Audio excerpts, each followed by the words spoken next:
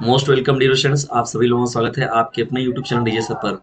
आज का यह महत्वपूर्ण मॉडल पर जो है वो एजी के बच्चों के लिए जो कि क्लास 12th में एग्रीकल्चर से पढ़ते हैं उनके लिए बहुत ही इंपॉर्टेंट है, क्योंकि इसमें हम लोग बात करने वाले हैं।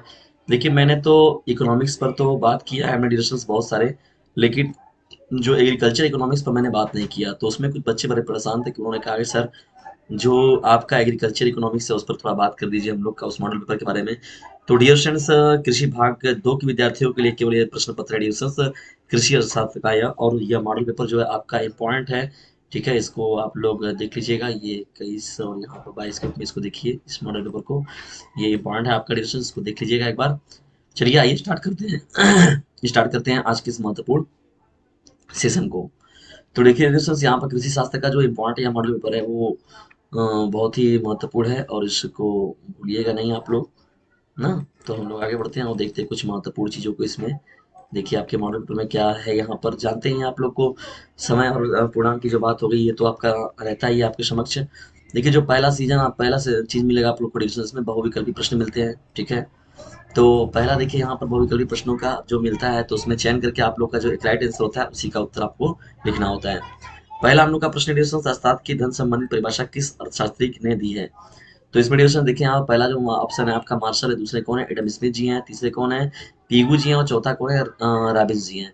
तो चारों के चारों जो पॉइंट है वो बहुत ही महत्वपूर्ण है, और इसमें जो राइट आंसर होगा उसका कमेंट बॉक्स में उत्तर जरूर बताइएगा डिविजन। ठीक है, पहला प्रश्न का। अब यहाँ पर हम लोग बढ़ते हैं, देखिए यहाँ पर अब दूसरे प्रश्न की ओर। दूसरा हम लोग का प्रश्न क्या है, तो दूसरा हम लोग का प्रश्न हो जाएगा डियर स्टूडेंट्स यहाँ पर इम्पोर्टेंट, जब कुल उपयोगिता अधिकतम होती है तब सीमांत उपयोगिता क्या होती है। जब कुल उपयोगिता अधिकतम होती है तब सीमांत उपयोगिता अधिकतम होती है, कि ऋणात्मक होती है, कि शून्य होती है, या तो इनमें से कोई नहीं। तो डियर स्टूडेंट्स के बारे में हम लोग को बताना है ना। ये आपका प्रश्न हो जाएगा। और देखिए बीएससी, ये जो मतलब यहाँ पर जो बच्चे हैं कृषि अर्थशास्त्र के बच्चे जो हैं, एग्रीकल्चरल इकोनॉमिक के बच्चों का ये देखिए मॉडल पर चला है डियर स्टूडेंट्स, तो इसको ध्यान से देखिएगा। One of the most important question देखिए डिस्कस, मैं इसको खुद भी बताऊंगा। नीति आयोग का अध्यक्ष कौन होता है। देखिए डिस्कस, मैंने अभी कम्युनिटी में एक प्रश्न डाला हुआ था, उसमें मैंने बताया था कि नीति आयोग का अध्यक्ष कौन होता है। इसमें सभी बच्चों सब बच्चे देखिए कम्युनिटी में क्या करते हैं, देखते हैं कि इस पर ज्यादा परसेंटेज मिला हुआ उसी को मारते हुए लोग आगे बढ़ जाते हैं। यही होता है कि पता चला कि 3-3 हजार वोटिंग आपको मिल जाती है, लेकिन उसमें से पता चला कि आपकी 2-2 हजार वोटिंग जो है वो केवल मतलब केवल आंख मूंद कर लोगों ने मार दिया। तो डियर स्टूडेंट्स, ऐसा बिल्कुल भी ना करें, अपने विचारों को आप प्रस्तुत किया करें उस ऑप्शन में। तो नीति आयोग का जो अध्यक्ष होता है वो कौन होता है, प्रधानमंत्री होता है। देखिए मैं यहाँ पे इस बात को बता भी रहा हूँ आप लोग को। तो प्राइम मिनिस्टर जो होता है, देखिए पहले योजना आयोग था, योजना आयोग की जगह पर लाया गया किसको, नीति आयोग को। नीति का पूरा नाम क्या है, national institute for transforming India. ठीक है ना, तो नीति आयोग को जो आयोग किया गया तो इसके अध्यक्ष कौन होते हैं, प्रधानमंत्री जी होते हैं। तो ये बच्चों ने नहीं मारकर राष्ट्रपति जो है उसको मार दिया है। आप सभी लोगों ने बच्चों, तो बिल्कुल भी ऐसे ना मारे एक दूसरे का। देखिए देखा, आप लोग अपना जो विचार है उसको प्रस्तुत करें।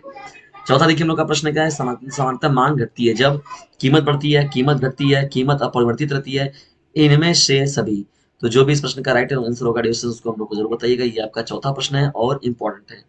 देखिए पांचवें प्रश्न क्या है आप लोगों का, पांचवा भी बहुविकल्पी प्रश्न है आप लोगों का। आवास लगान का प्रतिपादन किसने किया था, ये आपका प्रश्न संख्या 5 है। तो इसमें विकल्प भी आप लोग को डिस्टेंस दिया हुआ है। अब देखिए यहाँ पर निश्चित उत्तरी प्रश्न आप लोगों से पूछे जाते हैं डिस्टेंस इसमें।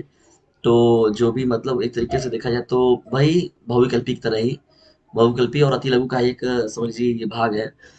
उत्पादन के दो साधनों के नाम लिखिए। एक नंबर का है उपयोगिता क्या है, इसके बारे में बताना है। सातवां प्रश्न। आठवां क्या है पूंजी का क्या अर्थ है। नौवां क्या है विनिमय के दो लाभ लिखिए। दसवां क्या है सहकारिता का क्या अर्थ है। बहुत ही सीधे सीधे सभी प्रश्न है ड्यूशन 6, 7, 8, 9, 10, और इसको आप आसानी से लिख सकते हो, एक एक नंबर किए हैं भी। अब आगे बढ़ते हैं हम लोग, देखिए यहाँ पर आपका अति लघु उत्तरीय प्रश्नों का जो सेशन है डिस्टेंस, उसको देखिए।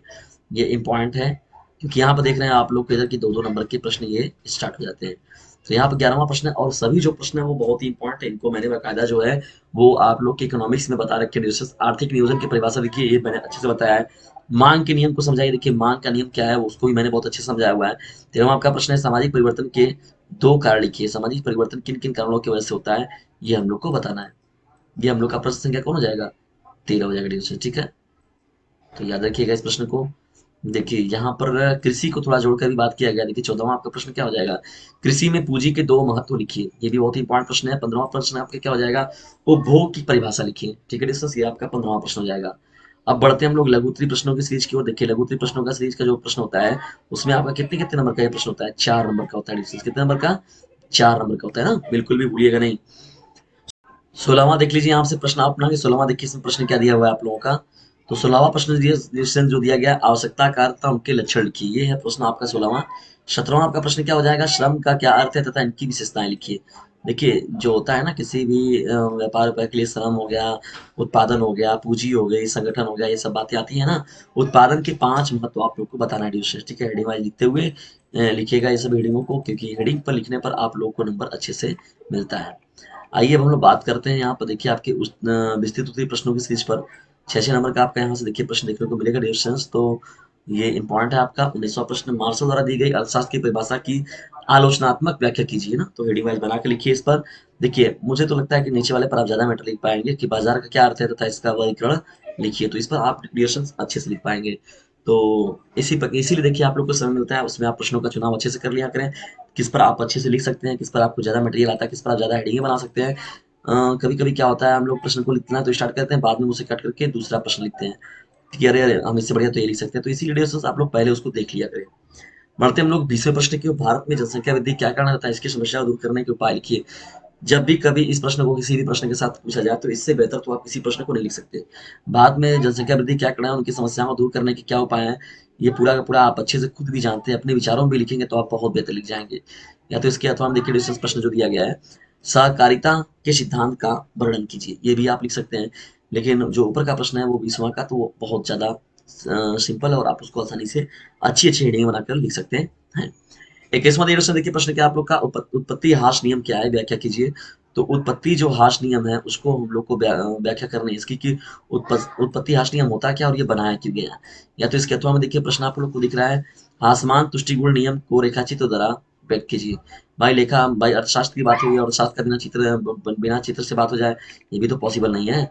तो ये देखिए आपके चित्र के द्वारा रेखांकित करके आप लोग को दिखाना है।